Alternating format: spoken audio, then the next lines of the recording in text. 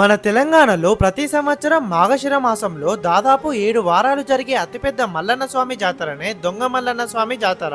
ఈ దొంగ మల్లన్న స్వామి ఆలయం జగిత్యాల జిల్లాలోని మల్లన్నపేట అనే విలేజ్ లో ఉంటుంది. అయితే 11వ శతాబ్దంలో పొలవాస రాజులకి చెందిన ఆవులని కొంతమంది దొంగలు దొంగిలించి తీసుకెళ్తుండగా మేమెవరికి దొరకకపోతే నీకొక ఆలయాన్ని కట్టిస్తామని మొక్కుకున్నారంట.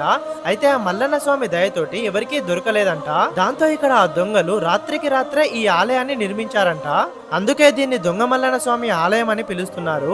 ఈ ఆలయంలో చాళుక్యుల శిల్పకళ ఇంకా ఒక స్తంభంపై ఈ ఆలయం గురించి రాసి ఉంది. ఈ మార్గశిర మాసంలో ఇక్కడ చాలా పెద్ద జాతర జరుగుతుంది. చాలా మంది భక్తులు వాళ్ళు పండించిన ధాన్యాన్ని స్వామి వారికి కొత్త కుండలో బోనం వండి డప్పు సప్పులతో ఈ ఆలయం చుట్టూ ప్రదక్షిణలు చేస్తూ మల్లన్న స్వామికి సమర్పిస్తారు. ఇంకా ఇక్కడ చాలా మంది మల్లన్న స్వామి పట్నాలు కూడా వేసుకుంటారు.